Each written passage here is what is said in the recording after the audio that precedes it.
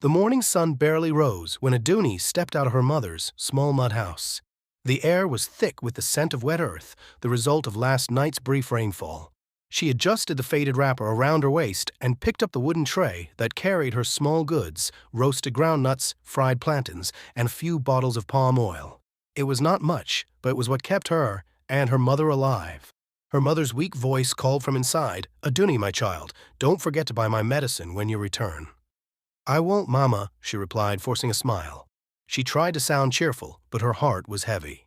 The little money she had would barely be enough for food, let alone medicine. Her mother had been sick for months, and despite Aduni's efforts, she was only getting worse. As she walked through the village, she greeted familiar faces: old men sitting under mango trees, children running barefoot in the dust, women carrying baskets on their heads. But beneath her greetings was worry. She had finished nursing school, yet there was no job. She dreamed of wearing a white uniform, working in a hospital, and helping others. But dreams did not buy medicine. She set up her small stand at the market, calling out to passers-by, selling what little she had. Hours passed, and by noon, she had made only a few sales.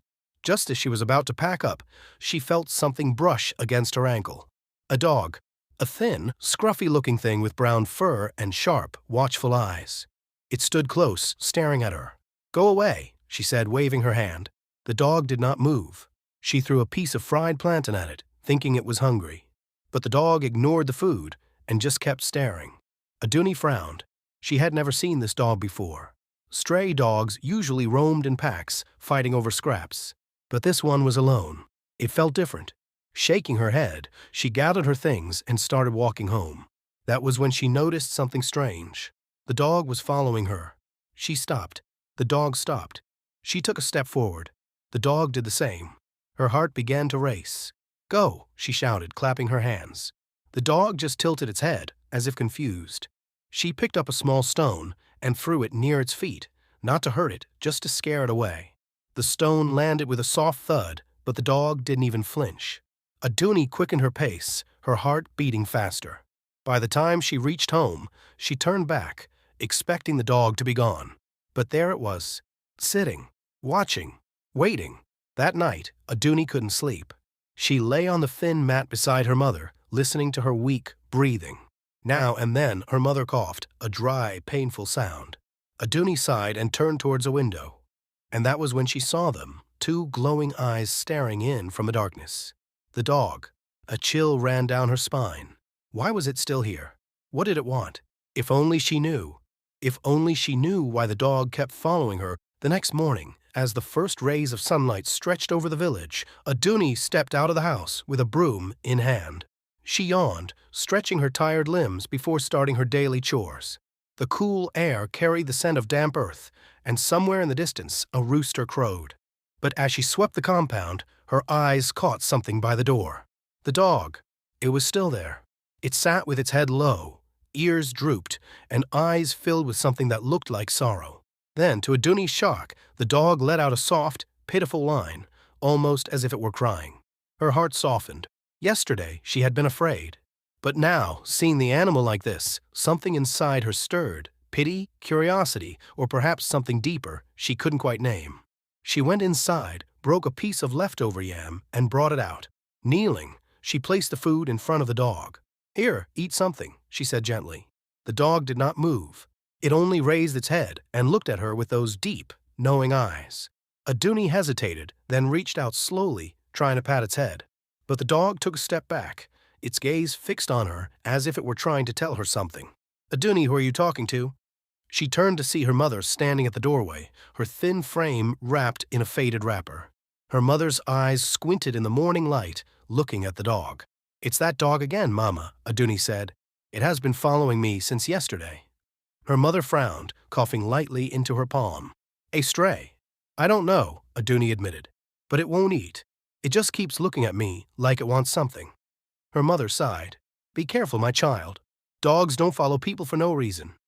Aduni nodded, but as she turned back, the dog was already moving, walking away, then stopping to look back at her. It wanted her to follow. A strange unease settled in her stomach. Something was not right. Should she follow it, or ignore it and go about her day? She took a deep breath, tightening her wrapper. Her instincts told her that if she walked away now, she might never know what the dog wanted. And somehow, she felt she needed to know. With one last glance at her mother, Owumi stepped forward and followed the dog. If only she knew where it was about to lead her. Owumi followed the dog hesitantly, her feet crunching over dry leaves as they moved deeper into the bushes. The village was already far behind, and a thick silence wrapped around her. The trees stood tall, their shadows stretching across the earth, making the path feel even lonelier. A cool breeze rustled through the leaves, but she felt no comfort. Fear clawed at her chest. Every sensible part of her told her to turn back. But something deep inside, something she couldn't explain, urged her forward. The dog moved with purpose, never once looking back. It was leading her somewhere, and she had a feeling that whatever she was about to see would change her life. Then she saw him. A man, lying on the ground, motionless. Owumi gasped, her breath catching in her throat. He was young, dark-skinned, and strikingly handsome, even in his battered state. His clothes, though dirty and torn in places, were made of fine fabric. His chest rose and fell weakly, and his face was covered in sweat and dirt. She hesitated, her mind racing. Was he attacked? Who was he? She took a step closer, her pulse pounding. The dog sat beside him, its sad eyes looking up at her, as if pleading for help. Owumi bit her lip. I already have too many problems. Mama is sick. I have no job, and now this? But then she looked at the man again. His breathing was shallow. If she walked away, he might not make it. She sighed. I can't leave him here to die. Bending down, she tried to lift him. But the moment she pulled, she realized he was too heavy. His body was strong and well-built, and there was no way she could carry him on her own. She sat back, wiping the sweat from her forehead. Then an idea. She ran, her feet barely touching the ground, towards a high road. Her heart pounded as she reached the roadside and scanned for a cab. A taxi approached, its yellow paint peeling in places. She stepped into the road, waving frantically. The driver slowed down, rolling down his window. "Sister, what is it?" "Please, I need help," she panted. "There's a man, he's hurt. He's in the bush. Please, you have to help me." The driver's eyes widened. "Bush? No, I can't enter inside any bush. I don't know what's there." "Please," Owumi begged, stepping closer. "I will pay you well. Just help me carry him out." The driver scratched his head, still uncertain. Owumi turned, looking back towards the path. She could still see the dog sitting by the unconscious man. She couldn't let him die. "Please," she said again, her voice almost breaking. "He will die if we don't help him." The driver sighed heavily. "Okay, but if anything happens, I am not responsible, oh." Owumi nodded quickly. "Nothing will happen. Just come with me." She turned and ran back, the driver reluctantly following.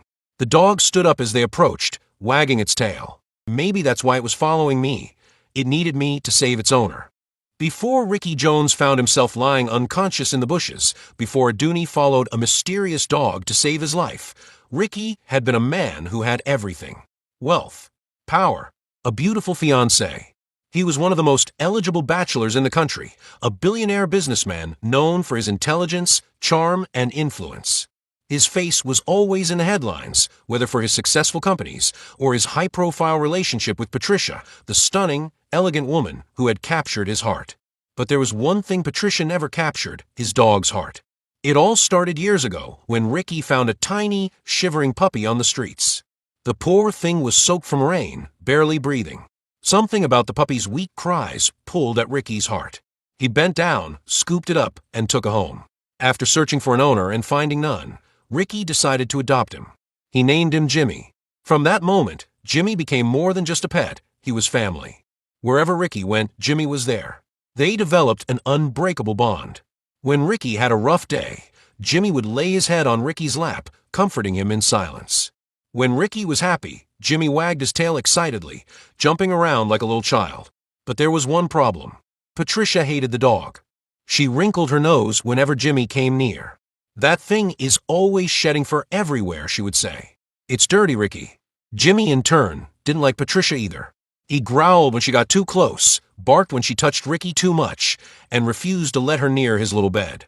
At first, Ricky found it funny. "He's just protective," he laughed one evening when Jimmy barked at Patricia for sitting too close.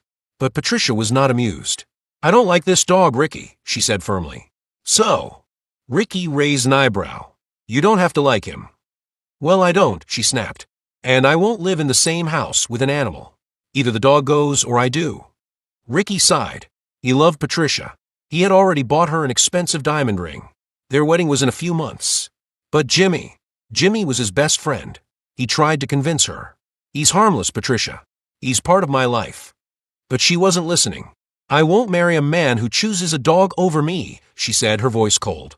Ricky looked at Jimmy, who sat quietly by his feet, looking up at him with big, trusting eyes. He made his decision. He didn't throw Jimmy out. He didn't give him away. Instead, he built him a small but comfortable home outside his mansion, a space where Jimmy could stay, play, and rest. Patricia wasn't happy, but she let it go for now. Ricky thought everything was fine. He had no idea that Jimmy had sensed something he hadn't, and that very soon, the dog he saved would be the one trying to save him. Ricky had no idea that while he was building a future with Patricia, she was building a future without him. For months, she had been weaving a web of betrayal right under his nose. And the worst part? She wasn't alone. She was doing it with his best friend, Kelvin. Kelvin had been Ricky's closest friend since their university days. They built businesses together, celebrated victories, and trusted each other with secrets. But Kelvin had always been jealous. He envied Ricky's success, his wealth, and most of all, his life. And Patricia? She was tired of pretending. She wanted more. Why should we wait for him to marry me? Patricia whispered one evening as she lay in bed with Kelvin, their bodies tangled in secrecy. We can take everything now. Kelvin smirked, running his fingers through her hair. And what do you suggest? She smiled, her lips curling with wickedness. We take his money, she said. Then we take his life. Kelvin raised an eyebrow, intrigued. How? Patricia's eyes darkened. Leave that to me. The plan unfolds.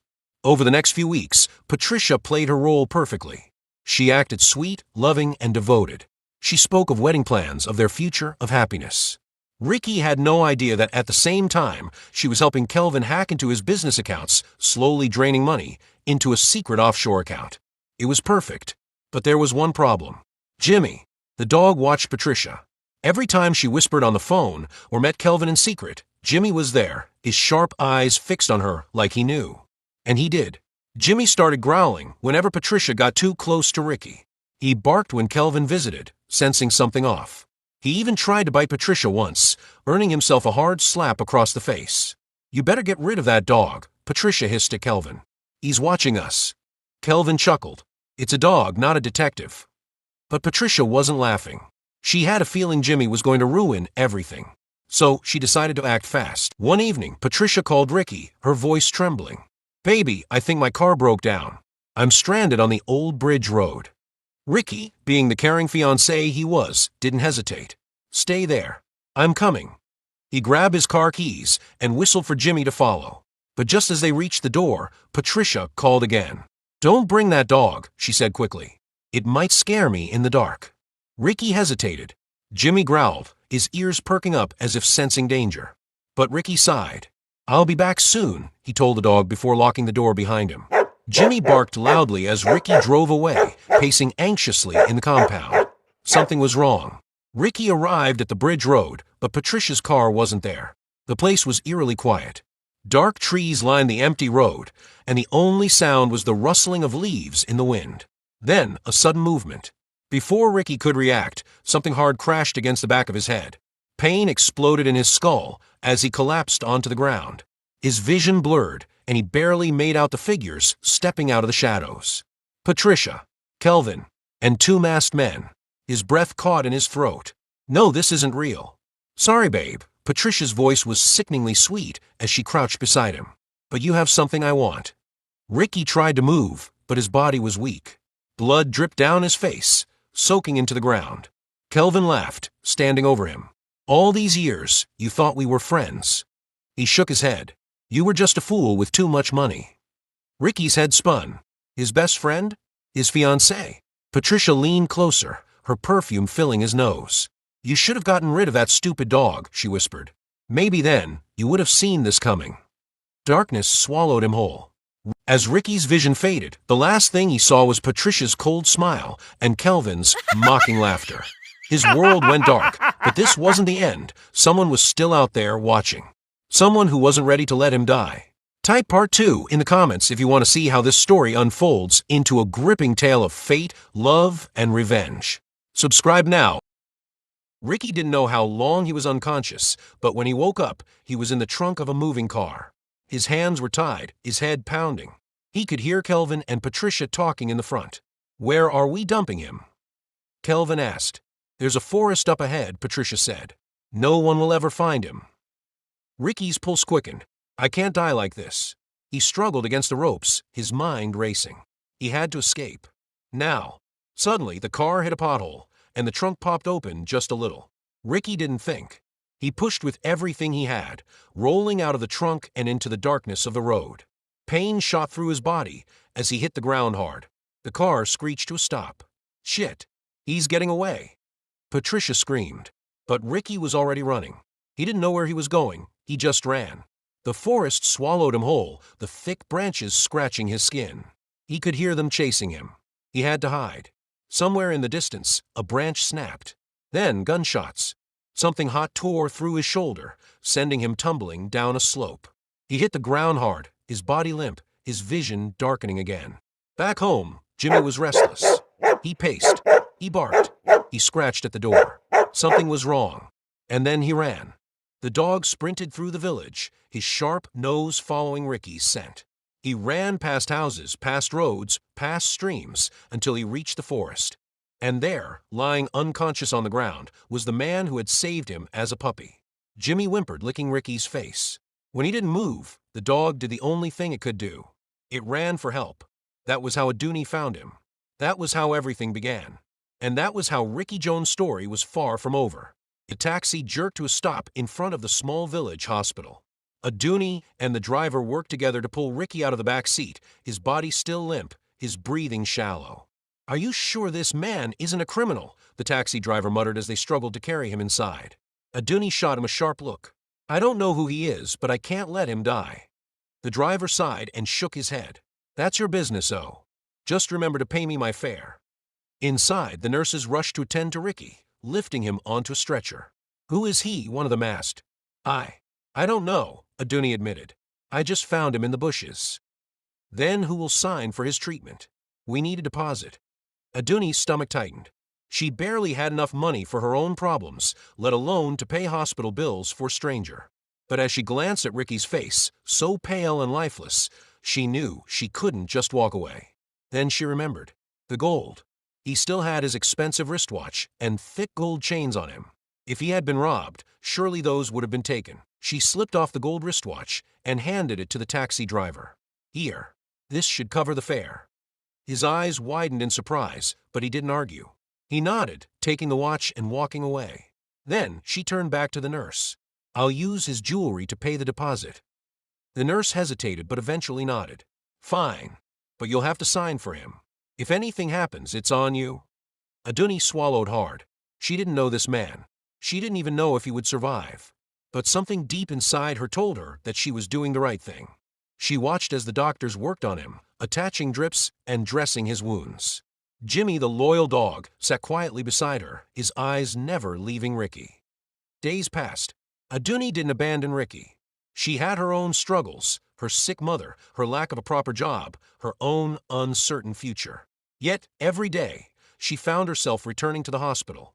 She fed Jimmy, brought fresh fruits for Ricky, and sat by his bedside watching over him. And the questions never left her mind. She had examined his belongings closely. The wristwatch and chains were real gold, worth a fortune. No thief would leave such treasures behind. She didn't have the answers. But she couldn't walk away. She used some of the money from the jewelry to buy medications for her mother, but she always made sure Ricky had enough for his treatment too. Jimmy never left his side. And then one day, everything changed. It was early morning. Owumi sat beside Ricky's hospital bed, peeling an orange, lost in thought. She was exhausted. It had been over a week, and he still hadn't woken up. The doctor said it was a miracle he was even alive. But for how long? Jimmy lay at the foot of the bed, his ears twitching occasionally, as if he were listening for something. Then a movement. Owumi froze. She looked up just in time to see his eyes flutter open. A soft gasp escaped her lips. For the first time, she saw his eyes, deep, dark, and filled with confusion. He blinked, looking around weakly before his gaze settled on her. She swallowed hard. "You're awake," she whispered, more to herself than to him. His lips parted slightly, as if he wanted to say something, but no words came out. Jimmy suddenly sat up, wagging his tail. He barked excitedly and jumped onto the bed, licking Ricky's hand. Ricky's fingers twitched. He was alive. And now, the real questions could finally begin. When Ricky woke up, he remembered nothing. Not his name. Not how he got there. Not why a dog was staring at him with hopeful eyes. His head throbbed when he tried to think, and all he knew was that he was in a hospital bed, surrounded by unfamiliar faces. One face, however, kept appearing. The young woman with deep brown eyes and skin that glowed like the morning sun. The one who always sat by his bedside, peeling oranges, reading quietly, or adjusting his blankets when she thought he was asleep. He didn't know her, but something about her presence felt safe. A nurse came in later that day, checking his vitals. "Where am I?" Ricky asked, his voice hoarse. "You're in a small village hospital," the nurse answered. "A young woman brought you here. You were barely alive when she found you." He frowned. "A young woman?" The nurse smiled knowingly. "Yes. Aduni. She's been here every day since you arrived." Ricky glanced at the door where she had just left a few moments ago. "She saved me." The nurse nodded. "She didn't even know who you were. But she paid for your bills, took care of you, and never left your side." Ricky was silent, trying to process everything. "How did she pay?" he asked after a moment. The nurse hesitated. "She used your wristwatch and jewelry to settle your bills." Ricky touched his wrist instinctively. It was bare, but he didn't feel angry. Instead, a strange warmth filled his chest. "She had no reason to help me, yet she did." When Aduni returned later that evening, Ricky watched her carefully. "You're Aduni," he said, testing the name on his tongue. She paused, then nodded. "Yes. And you're?" His brows furrowed. "I don't know." A flicker of sadness crossed her face, but she quickly masked it. "The doctor said you hit your head. Maybe your memory will come back in time." Silence settled between them. Then Ricky asked, "Why did you help me?" Aduni shrugged. "I couldn't just leave you there to die. Even though you didn't know me?" A small smile touched her lips. "Even if I didn't know you." That was the beginning. Each day, as Ricky's strength returned, so did his curiosity about her. He learned about her struggles, the long hours she worked, the sick mother she cared for, the dreams she had put on hold. She told him about the village, the way life was simple but hard, how she once hoped to leave for a better life, but never could.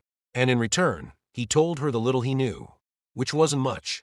Sometimes he would stare into the mirror, searching his own reflection for answers. Who was he? Where did he come from? Why did someone want him dead? But every time his thoughts became too heavy, Aduni was there to pull him back into the present.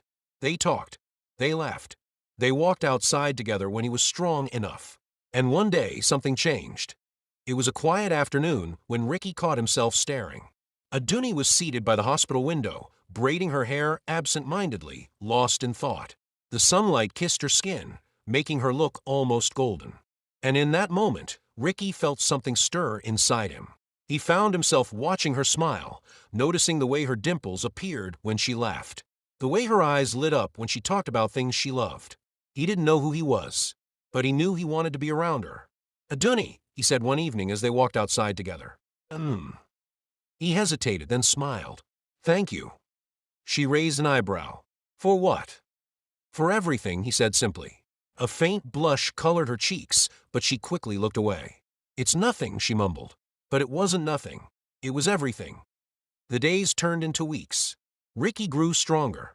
His wounds healed. But something else was happening. Every time Aduni walked into the room, his chest tightened. Every time she smiled, he found himself smiling too. She had become his safe place. And Aduni? She felt it too. At first, she told herself it was gratitude. After all, she had spent so much time taking care of him. But that didn't explain why her heart raced when he held her hand for support. Or why she missed him when she wasn't by his side. Or why, one evening, when their hands brushed accidentally, neither of them pulled away. They didn't say it. Not yet. But love was there. Growing. Waiting. Until one day, it could no longer be ignored.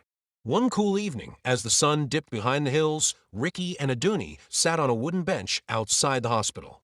The air smelled of fresh earth after a light drizzle. Jimmy lay at their feet, his tail wagging lazily. Ricky turned to Aduni, his gaze soft but intense. "You've changed my life," he murmured. Aduni laughed lightly. "How? You don't even remember your life before." He reached for her hand. "Maybe I don't. But I know this. I don't ever want to lose you." Her breath hitched. For a long moment, neither of them spoke. Then, slowly, Ricky leaned in. Aduni's heart pounded. She had never been this close to him before, never noticed how warm his breath felt against her skin, never realized how much she wanted this. And when his lips met hers, everything else faded away. It was a kiss that felt like the beginning of something powerful. A kiss that sealed what had been growing between them all along. But neither of them knew that this was also the beginning of the storm. That night, Ricky had a dream. A dark road, a car screeching to a halt, a familiar face, his best friend, a flash of metal, a struggle, then pain, falling, silence. Ricky jolted awake, gasping for air.